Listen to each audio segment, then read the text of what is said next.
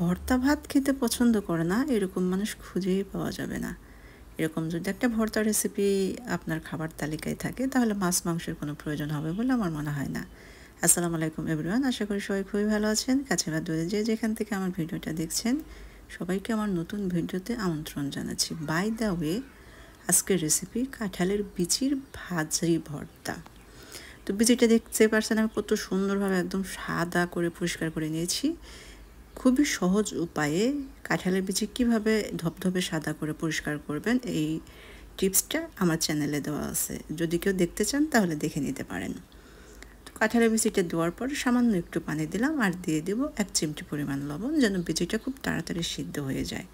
যে কোনো খাবার যদি একটু তাড়াতাড়ি সিদ্ধ করতে চান তাহলে অবশ্যই একটু লবণ দিয়ে দিবেন, তাহলে খুব অল্প সময়ে সিদ্ধ হয়ে যাবে। তো এখানে দেখতে পাচ্ছেন পানিটা কিন্তু শুকিয়ে আসছে।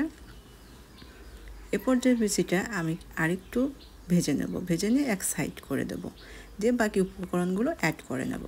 তো আমি সামান্য তেল দিয়ে দিলাম, দেওয়ার পর শুকনো মরিচ দিয়েছি 5টি। অবশ্যই মরিচটা আপনারা আপনাদের পছন্দ মতো দেবেন, যে যেরকম ঝাল খেতে চান।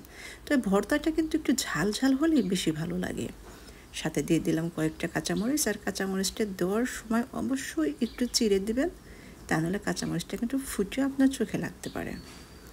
তো কাঁচামরিচ, শুকনো মরিচ, কাঁঠালের বিচি আমি কিছুটা সময় ভালো করে ভেজে নিলাম। ভেজে নেওয়ার পর এখানে আমি দিয়ে দিলাম রসুন কোয়া। রসুন কোয়াটা দিলে আপনার ভর্তাটা খেতে অনেক বেশি ভালো লাগবে, তবে আপনারা যদি খেতে পছন্দ না করেন তাহলে এটা বাদ দিতে পারেন। এরপর আমি দিয়ে দিলাম পেঁয়াজ। পেঁয়াজটা কিন্তু আমি অনেকটাই দিয়েছি। একটু পেঁয়াজের পরিমাণটা একটু বেশি হলে ভর্তাটা একটু নরম নরম হবে, সফট হবে, খেতে খুবই ভালো লাগবে। এবং পেঁয়াজটা কিন্তু আমি মোটা মোটা করে কেটে নিয়েছি। তো সবগুলো উপকরণ আমি ভালো করে একটু সময় নিয়ে ভেজে নেব। এরকমভাবে একবারের জন্য হলেও ভর্তা বানিয়ে খেয়ে দেখবেন, খেতে কিন্তু খুবই ভালো হয়। আর কাঁঠালের বিচি আমার খুব বেশি পছন্দ, সেটা রান্না বলেন, ভর্তা বলেন বা মাংস মাছ যাই বলেন না কেন, যেটা দিয়ে রান্না করে খাই খেতে আমার কাছে খুবই ভালো লাগে। তো আমি মরিচের সাথে সামান্য লবণ দিয়ে আমি আগে এটাকে বেটে নিলাম। বেটে নেওয়ার পর আমি ভেজে রাখা বিচিগুলো ভালো করে বেটে নেব। অবশ্যই এটা শিলপাটায় করবেন, শিলপাটায় করলে কিন্তু যে কোনো ভর্তার টেস্ট দ্বিগুণ বেড়ে যায়। আর চাইলে ব্লেন্ডারও করতে পারেন, তাতে কোনো সমস্যা নয়, তবে শিলপাটায় ভর্তা অনেক বেশি ভালো লাগে। আর যে ভেজে রেখেছিলাম পেঁয়াজ রসুনটা, সেটা আমি হালকা করে ডলে নেব, একদম কিন্তু মিহি করে বাটবো না। এই পেঁয়াজ রসুনটা একটু আস্ত আস্ত থাকবে।